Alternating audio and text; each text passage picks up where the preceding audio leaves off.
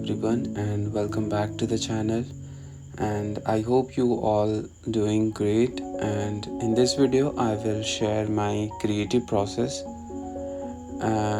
It's just like how I stay creative, and you will exactly see the process from sketching part to illustration part. So yeah, I hope you enjoy this video and let's get started.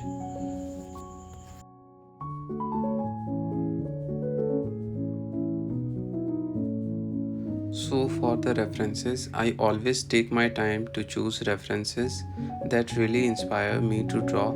So let's find something interesting, and now let's move to the next step.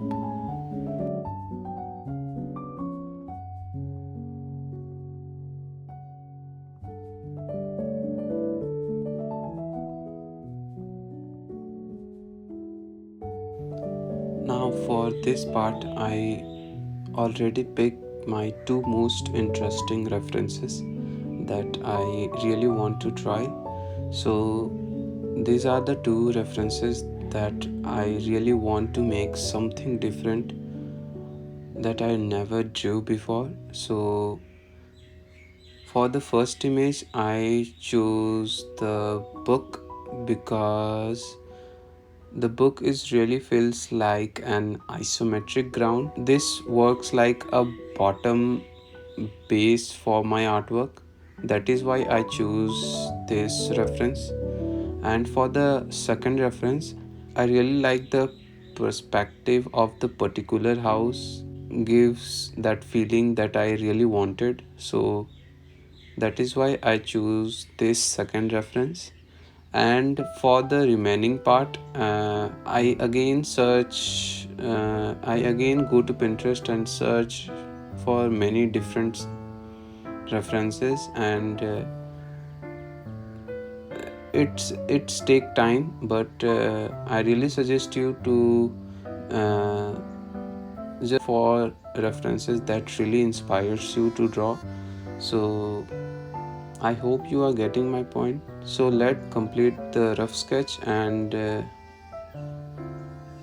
let's see how it goes, and I will talk to you in the next part.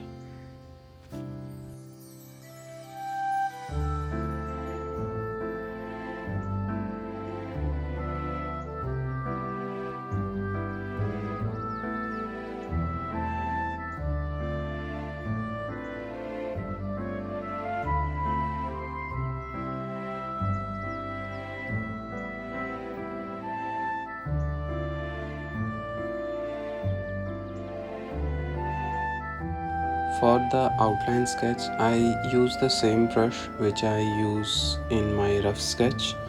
So, which is the glitch chalk brush. If you want this brush, please check in the description. I put the link down below. So check them out. And so in this part, I usually give details and fix the line art and adding more detail to the sketch part. So let's see how it goes, and I usually prefer to take my time and give detail to my outline sketch, because this is my final sketch part which I am going to do. So let's see how it goes.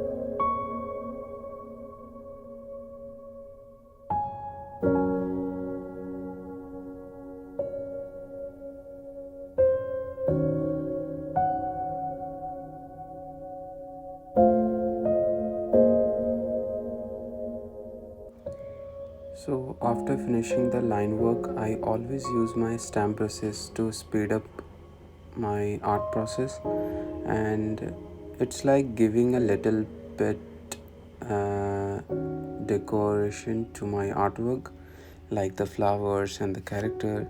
So I usually use my stamp brushes. So if you want to check or want to get these brushes, I just put the link in the description below, so please feel free to check them out, and let's talk about the coloring process.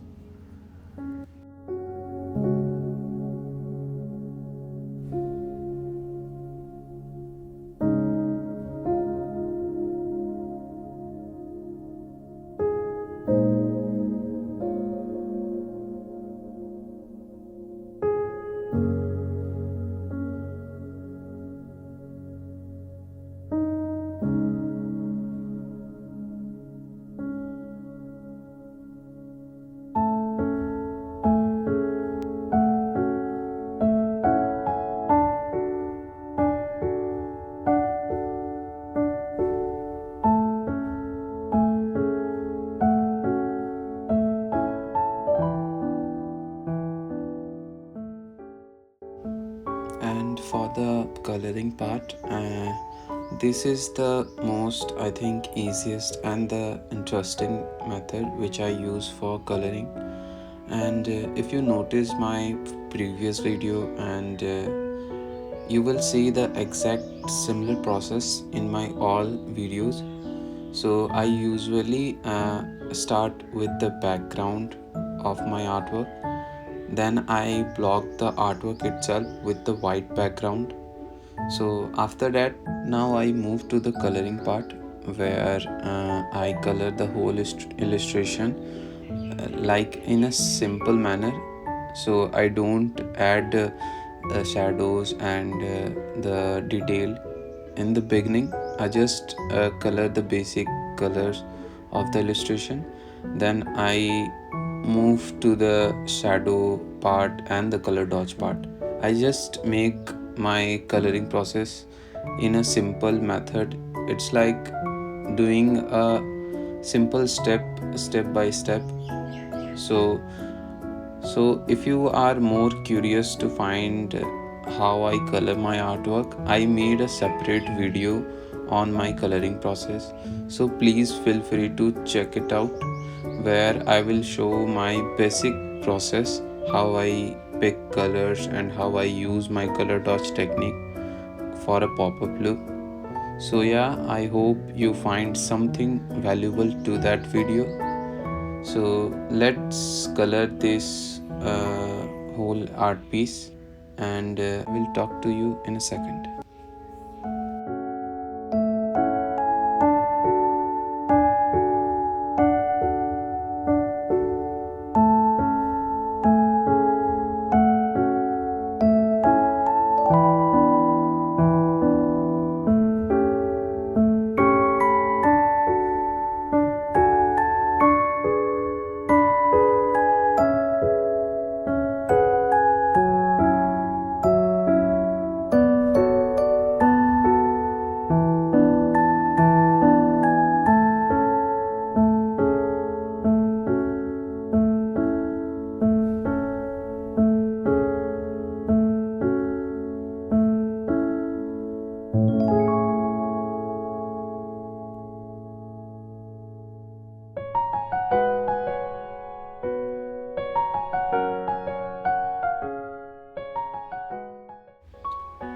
So after applying the first layer of colors, then I move to the shadow part. For the shadows, just remember this simple method is that if you give a shadow to a area that looks a reddish or brownish tone, so just pick the mid-tone area of the red color, and also make sure you change the layer mode to multiply mode, and decrease the opacity according to your preference, so that you can adjust the shadow opacity. So now after that, if you want to apply shadows on the bushes and the grass area, so you should pick a greenish mid-tone color, and also again change the layer mode to multiply mode, and decrease the opacity so that you can adjust the shadow part. So this is how I give shadows to my illustration. So now let's talk about the color dodge.